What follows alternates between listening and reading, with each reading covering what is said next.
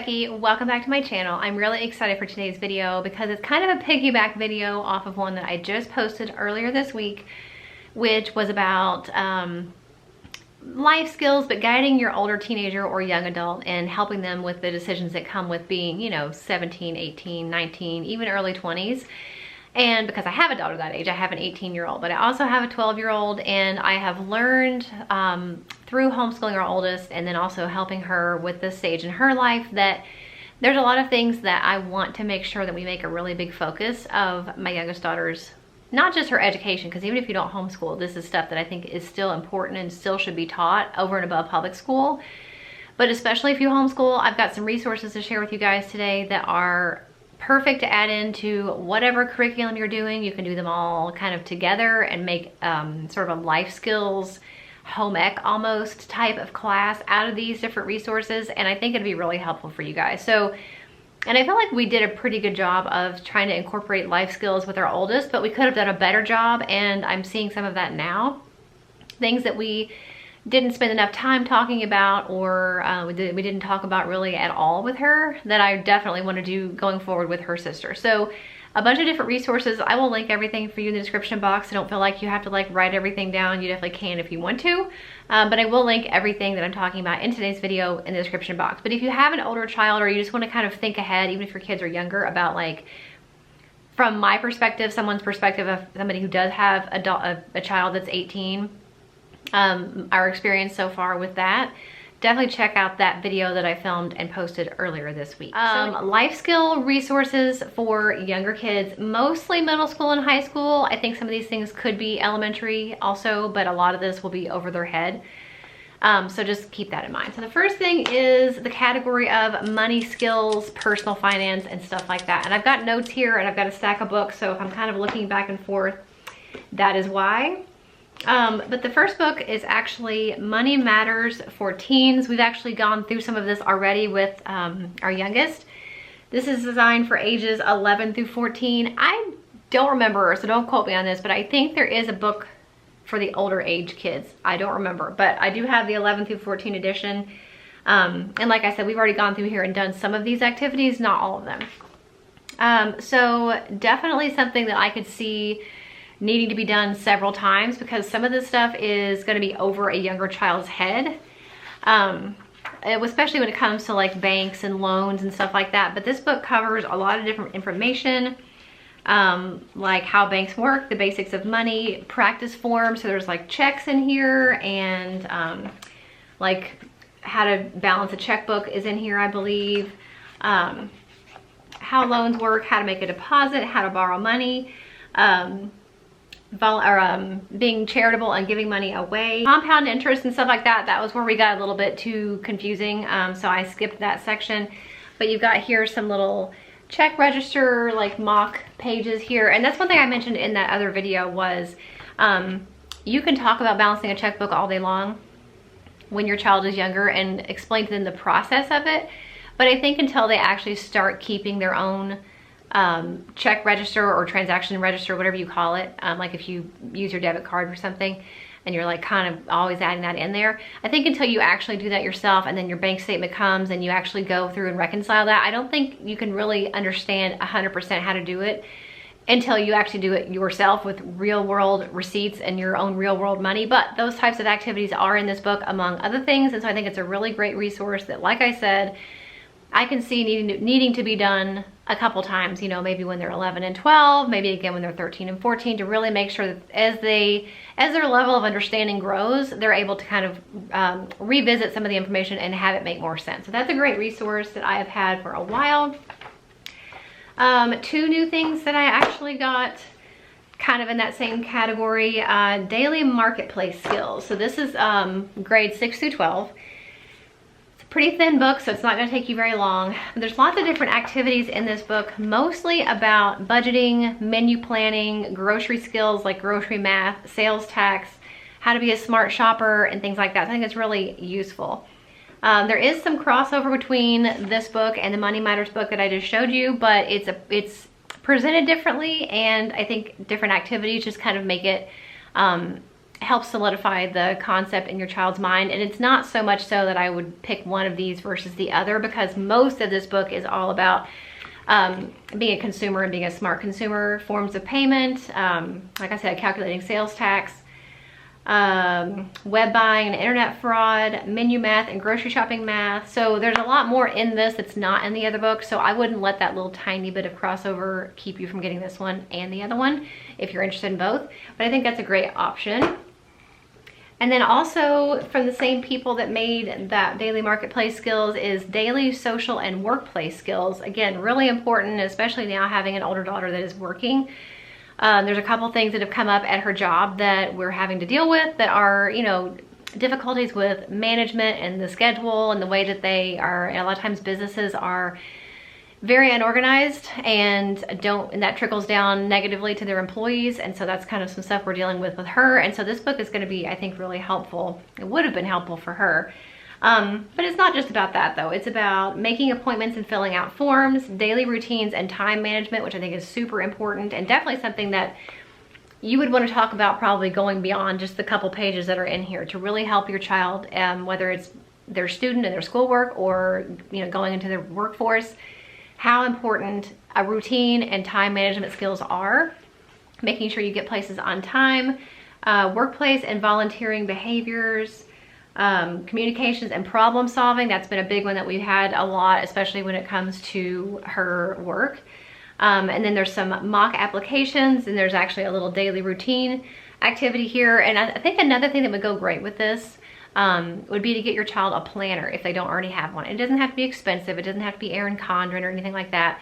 Any kind of little planner or notebook where they can start keeping their own to-do list, whether it be for school or chores that you want them to do. It really helps them to not forget what they're supposed to do. It really helps them to have some responsibility for their own things that they're supposed to be doing. And I think it's fun. I get a lot of satisfaction out of making a to-do list and then crossing things off. And I think kids do as well. And I think that sets them up with a good habit of, you know, putting these things down on paper that are priorities that need to get done, and then working to accomplish those things. So I definitely think no matter whether you get any of these books or not, I think getting a child, even a young child that can, as long as they can write, a planner of some sort to start working on those time management and prioritization skills. So love that resource. And then in the economics category, I think it's very important to teach economics. I think it's almost as important to teach economics as it is to teach personal finance, because we need to understand how the world and how our country's money works, how it affects us as consumers, how it affects us as citizens and taxpayers. And I am personally just very interested in it. So it's something that I have grown to understand the importance of, especially in recent years. And I don't think they're not really too young to start talking about economics. Now, obviously, I'm not gonna, you know, talk about it in first grade. But once they're in middle school, especially, they're able to understand definitely some economic concepts. And so that's where we're at with this. So I've got a couple different resources for that. This one is one I just got, and I haven't read it yet. I have skimmed through it, but it's Whatever Happened to Penny Candy. And this is something that we are gonna like pick pieces of information out of. My plan is anyway. I don't think we're gonna just sit there and read this front to back. We may. I kind of have to gauge how much of this she's understanding, but from what I've read, it's very interesting the way that he approaches it. It's a very storytelling kind of question and answer approach to teaching economic principles. And I definitely think it would be smart to go through this at a slower pace or pick and choose certain things out of it instead of just overwhelming a younger child with this. But like I said, if I get into it and I realize that she's totally grasping it, we can really just kind of adjust then and maybe do the whole thing. But it's, again, something that you could do gently. You could come back to several times as your child grows, and maybe their level of understanding would grow as well. This is something that I think you could read more than once and get different and more information from every time. There is a workbook that goes along with it. You do not have to have the workbook. The workbook is a Blue Stocking Guide Economics, and this book has comprehension questions and lots of different things, activity suggestions, additional reading that you can do that are related to the concepts in the book. But I mainly got it for the questions, the comprehension questions. There's some tests and things like that, because I think it's going to be a good way to kind of reinforce what we're reading in the book. so that I can understand if she's so I can determine if she's actually understanding. And then it does also, and here it'll tell you like age level. So if you have a child that is 12 or up, you know, this is a good reading suggestion for them. If you have a child who's over 15, they might understand and be able to grasp this reading. So lots of different activities, tests, projects, suggestions. Again, you don't have to have it, but I think it does pair well with this. It was designed to go with this, and I think it's good to have them both if it's in your budget. One thing I will say about this book is it is written from a free market capitalist standpoint. So if you are not for capitalism, then you're not gonna like that book. But if you are, then I think you'll definitely enjoy it. So another option for you is Economics and You. This is actually the first economics resource that I picked up before I got anything else. It's for grades 5 through 8. I guess 5 is okay. I mean, I don't know. Some of it I think might be over their head a little bit. But I haven't used it yet. But based on what I've seen from flipping through this and flipping through the Whatever Happened to Penny Candy and whatever the Money Matters for Teens, looking through those two things, I feel like this is unnecessary at this point. I've already got it. It's too late to return it, and it's not going to hurt to have it. It does have a lot of the same information that is kind of in those different resources. There's some extra worksheets, and of course there's, you know, a different approach. They're not going to word things the exact same, so you never know what wording and what approach is going to resonate with kids. I mean, I don't know. Those other things might be something she doesn't grasp. Maybe she'll understand this better. I don't know. But there's very little reading, and then there's activities and some questions and all different things you can do in here dealing with, it says money, checks, and credit cards, applications, tax forms, W-2s, and economic principles. The economic principles in this book is very minimal.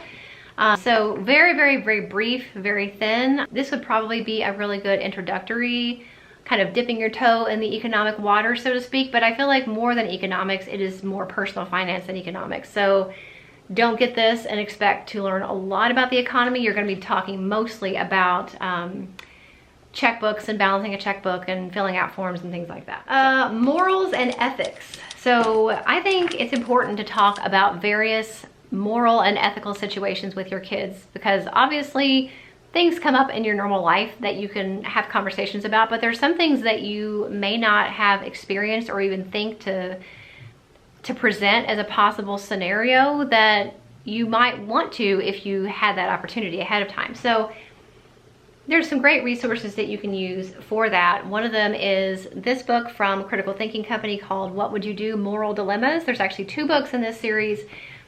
And basically it is just a list of potential problems and questions. So here's an example. Suppose an older person asks you to take a small package to a house in your neighborhood. The person tells you the people in the house will pay you $50 if they receive the package unopened. And then it has a series of questions. Would you take the package to the house? Would you refuse to take the package? Would you take the package only if you were told what was in it? Or would you do something else? What would you do? So they answer those questions, and then there's more questions that are like subcategories. So it says, what if the person tells you there's nothing illegal in the package? Would this change what you do? Explain why or why not. What if the person who asks you to do the errand is someone you know? Will this change what you do?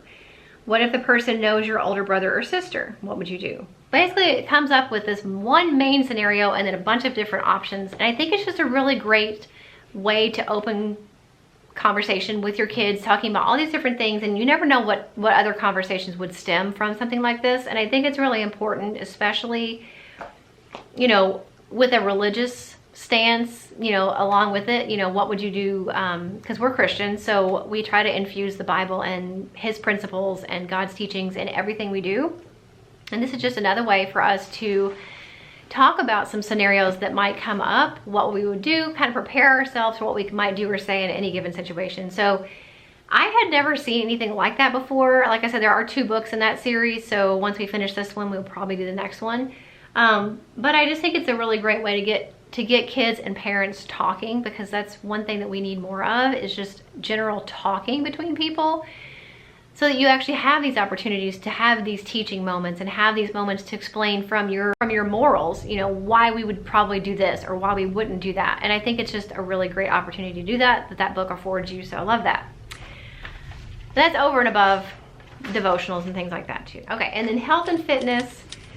There are several grade levels in this book. Now, we've done most of this book already. We actually did it last year. It's Healthy Habits for Healthy Kids, grades 5 and up. This is, I believe, the oldest one they have. And the other versions they have, I think there's 3 other versions that are for younger kids. But this would actually probably work towards a health credit.